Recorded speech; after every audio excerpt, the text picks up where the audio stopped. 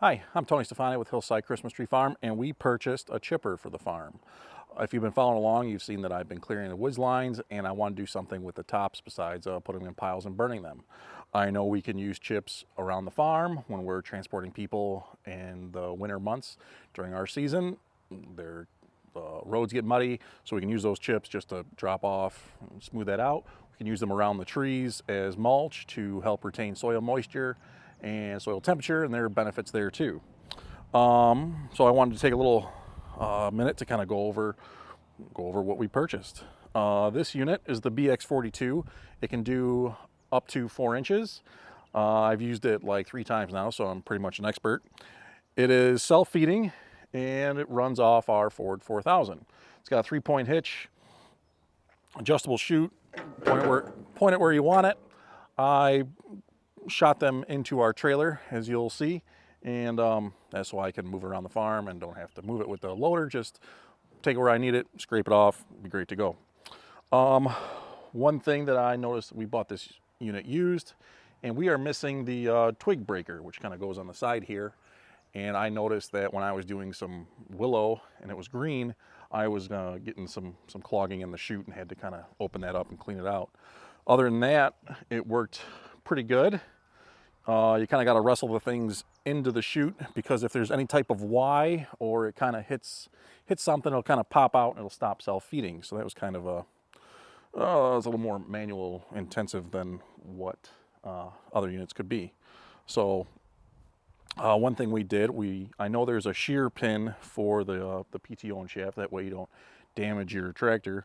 We added a clutch to it. We use it when we're bush hogging just in case something happens, but we made our PTO shaft shorter to be able to take that clutch onto the tractor as an added layer of protection there.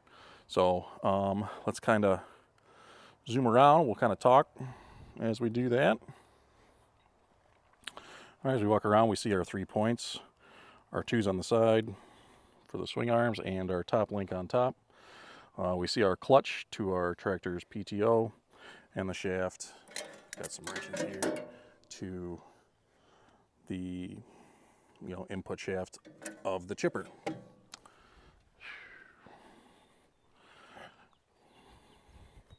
walk around. We have the chute with the what they call it, a kickback, drape. And in here we see the blades and the actual what does the work.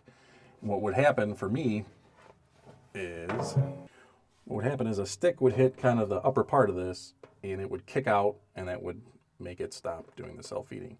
I'm sure the sound of this is really awesome as we're talking into an echo here, but that's what happens. You'd have to kind of reset it, and it worked. It worked. I'm happy with the results we got, but if you had the option of getting maybe a hydraulic or help automatic feed, I would probably go with that. All right, the couple tools that I would recommend having is a 3/4 inch wrench, and that will take off the cover for the flywheel. So we'll take that off just to see what that looks like. And this is what I had to do when I would get a clog in the chute. I'd have to, stop the PTO, be able to see if you could turn off the tractor, and then open this up.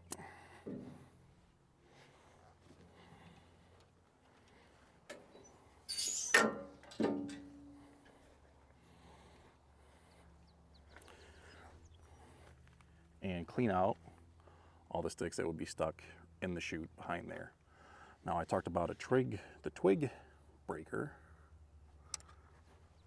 and that would go right in this hole here, and that would break all the twigs as these paddles kind of pass through that.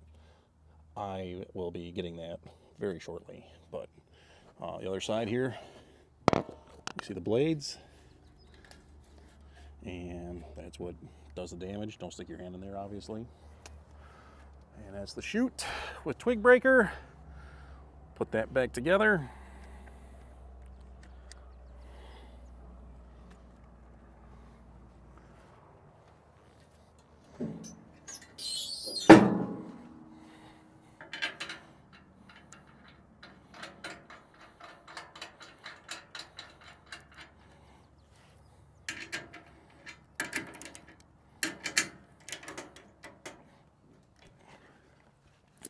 The second tool I would have would be a 9/16. And what that 9/16 does is takes these two nuts off down here.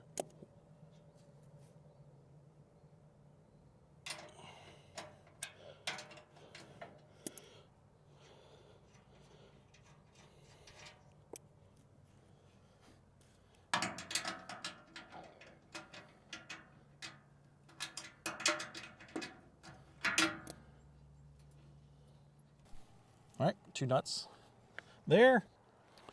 All right, with those two nuts out, we can pull this thing up, and that kind of makes it easier for transport. We have our safety triangle on there, and makes storage easier also. To hold the feed chute in place, there is this little swing arm. Comes out, hooks in there, hooks down, and we have a pin that will go through like that, and that's how we'll transport it. One thing you should always be aware of when you're transporting is how your discharge chute is facing. I don't know, aerodynamic wise, obviously pointing backwards would be good. Storage, whatever fits your spot the best. Another thing that I would keep in mind is I wouldn't have it go like this, because then you got the lever, you're gonna walk by it, catch that on your hip. That wouldn't be cool, huh? So we'll do something like that. All right, so that's a quick, I don't know, quick walk around on kind of the Wallenstein BX42 as it's to the tractor. Now we'll get into using it. So, all right, stay tuned.